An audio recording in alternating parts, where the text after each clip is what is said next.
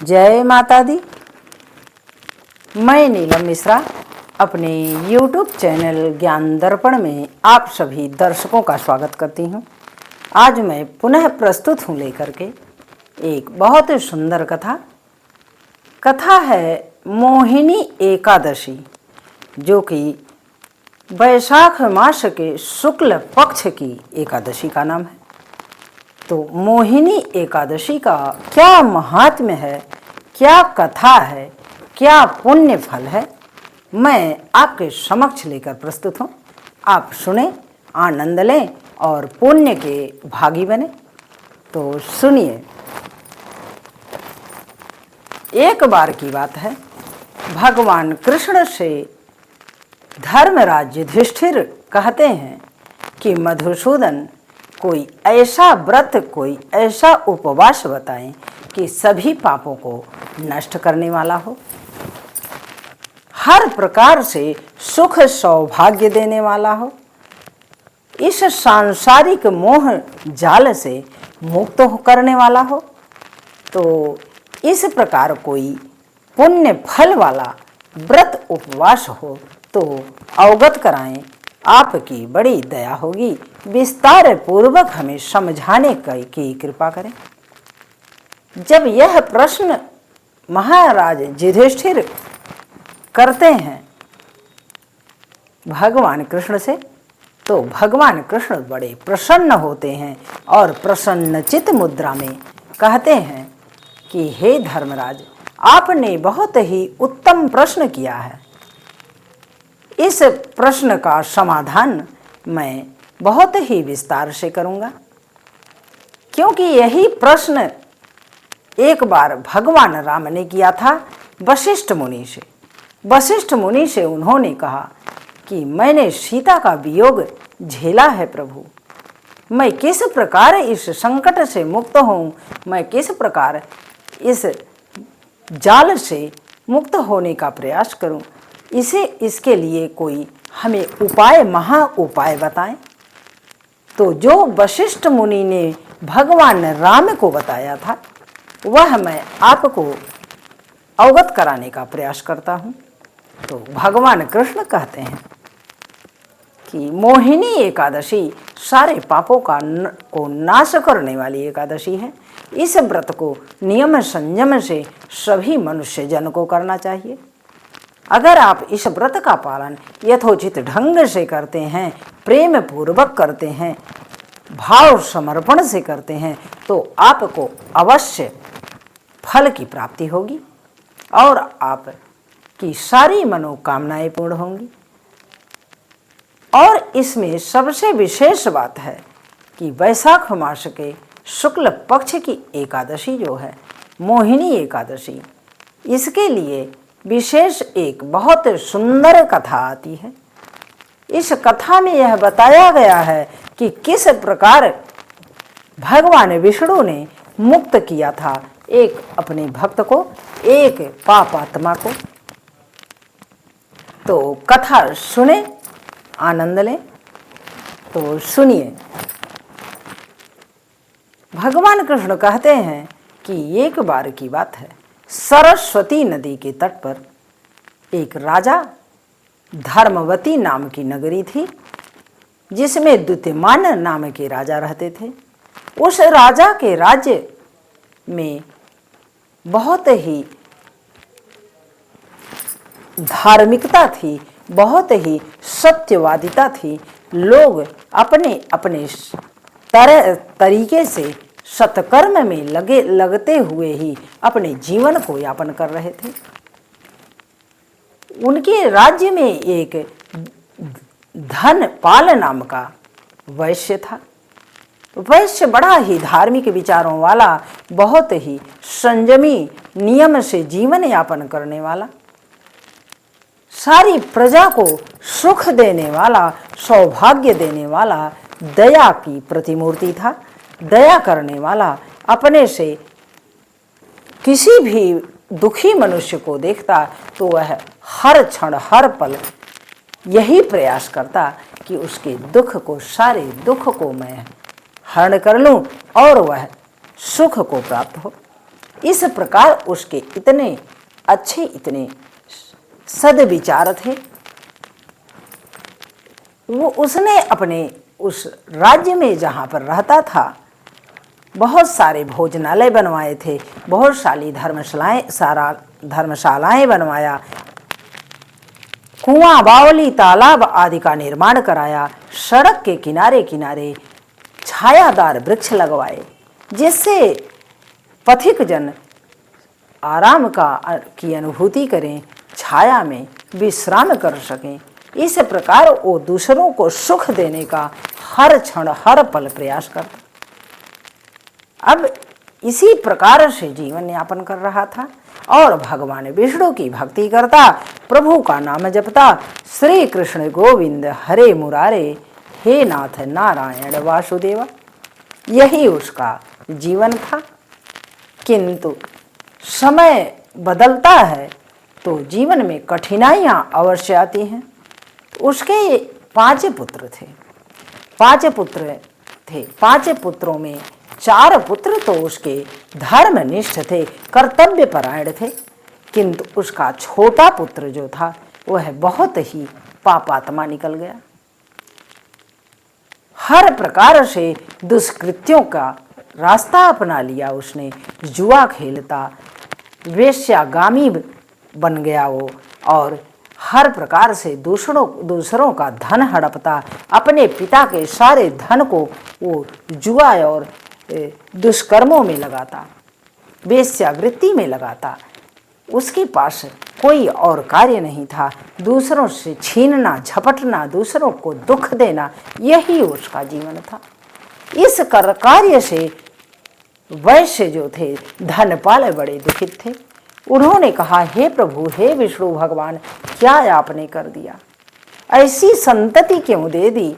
ऐसी संतति से अच्छा वही था कि मुझे कोई संतति ही ना देते। ये क्या कर दिया है आपने?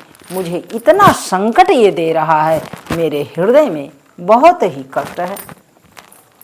किंतु सबको अपने अपने कर्मों का हिसाब चुकाना पड़ता है। कर्म से तो हम वंचित हो नहीं सकते, क्योंकि अगर हम सत्कर्म करते हैं तो उसका फल अवश्य हमें पुण्य के रूप में मिलता है। अगर हम दुष्कर्म करते हैं तो उसका फल हमें पाप के रूप में मिलता है। उससे वहाँ तो कोई घूसखोरी, रिश्वतखोरी है नहीं, क्योंकि प्रभु तो सबको समान रूप से देखता है। उसके सभी संतान हैं, उसके सभी बंदे हैं। यह हमें अवश्य ध्यान रखना चाहिए, आपको अवश्य ध्यान रखना चाहिए। तो इस प्रकार समय बीत रहा था। एक दिन की बात है कि उसके छोटे पुत्र जो पापाचारी था, उसका बहुत शिकायत आता। बहुत ही लोग शिकायत करते आकर के कि तुम्हारा पुत्र तो बहुत ही निर्लज्ज है, बहुत दुष्टात्मा है, हर प्रकार से सबको कष्ट देता है।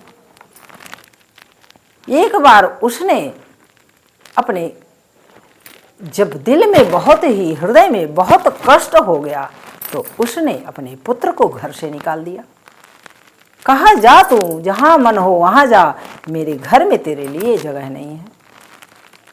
क्योंकि इतने पापात्मा को संगति में कौन रहना चाहेगा?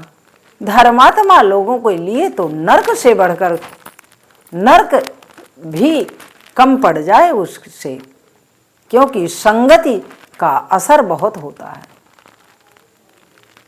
अब उस संगति में कोई रहना ही नहीं चाहता। वह घर से तो निकल गया, किंतु वही कार्य, वही प्रक्रिया जीवन की उसकी चल रही थी। पूरे राज्य में तहस नहस कर दिया था। कुछ लोग तो उसे छोड़ देते उसके पिता के नाम पर कि धनपाल का बेटा है, इसे एक बार क्षमा अवश्य करना चाहिए। जब इस प्रकार उसे 2-4 बार क्षमा कर दिया गया तो और उसका मन बढ़ गया। जब और मन बढ़ जाता है तो वह एक बार राजा ने उसे कारागार में डाल दिया। कारागार में डाल देते हैं कि अब यह कारागार में सड़ेगा तभी काम चलने वाला है, यह बहुत ही दुष्ट आत्मा है। जब कारागार में चला जाता है तो वहाँ पर बहुत ही शांत मन से चुपचाप रहता है।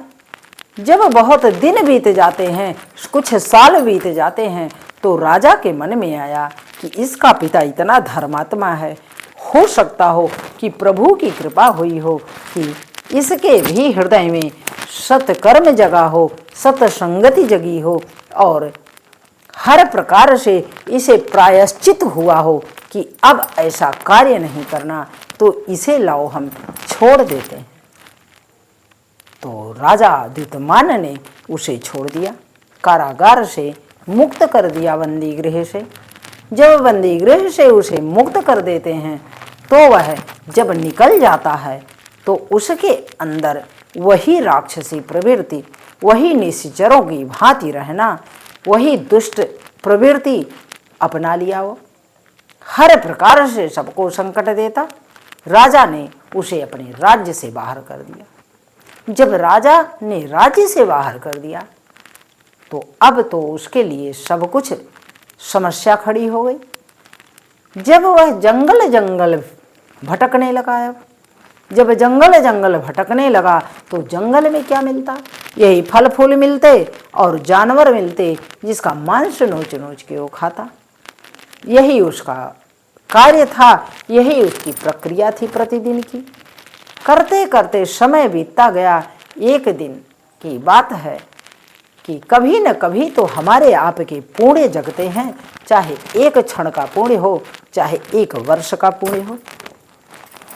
तो एक दिन वह जाता है एक सरोवर के पास। सरोवर के पास पानी पीने के उद्देश्य से वह जाता है तो एक ऋषि स्नान कर रहे थे।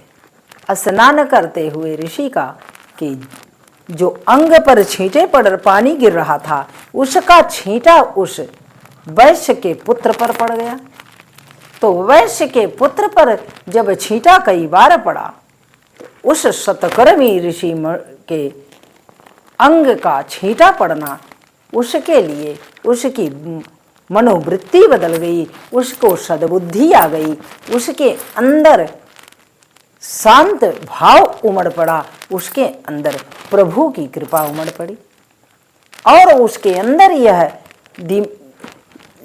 वह सोचने लगा कि अब हमें यह कार्य करते करते मैं बहुत परेशान हूँ, मैं कब तक पाप कर्म करूँगा। अब पाप कर्म से जी उब गया है, अब कोई रास्ता हमें चाहिए। जिस प्रकार हमारे पिताजी रहते हैं, उनकी जय जयकार होती है, सदैव जय जयकार होती है, और हमें लोग हर प्रकार से प्रताड़ित करते हैं और अपमानित करते हैं। इससे वह उसके अंदर जब बुद्धि आ जाती है तो जब महात्मा ऋषि स्नान करके वस्त्र बदल करके वहाँ पर स्तुति करते हैं, प्रभु की पूजा अर्चना करते हैं, तो क्या करता है वो ऋषि से के पैरों में पड़ जाता है और पैरों में पड़ के कहता है, हे प्रभु मुझे कोई उपाय बताएं, मैंने अपने जीवन में बहुत पाप कर्म किए हैं, अब ऐसा पाप मुझसे ना हो, ऐसा कोई उपाय बताएं, ऐसा कोई समाधान बताएं। तब ऋषि ने बताया। ऋषि ने क्या कहा कि ऐसा है, तुम्हारे सारे पाप नष्ट हो जाएंगे, किंतु तुम्हें एक युक्ति बता रहे हैं, उस युक्ति को करनी पड़ेगी।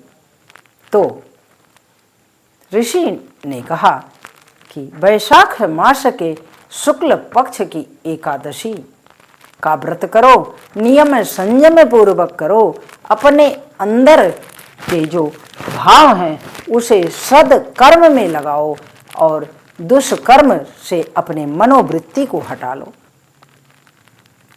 हर प्रकार से दूसरों को कष्ट देने का भाव ना आए और हर प्रकार से भगवान का भजन करो, भगवान का नाम जपो, संकीर्तन करो, व्रत करो, उपवास करो, समर्पण करो, तभी आपकी यह काया पलट होगी, आप मुक्त होगे इस पाप के आचरण से और पाप के फल से, नहीं तो इस जीवात्मा की आपकी बड़ी दुर्गति होगी।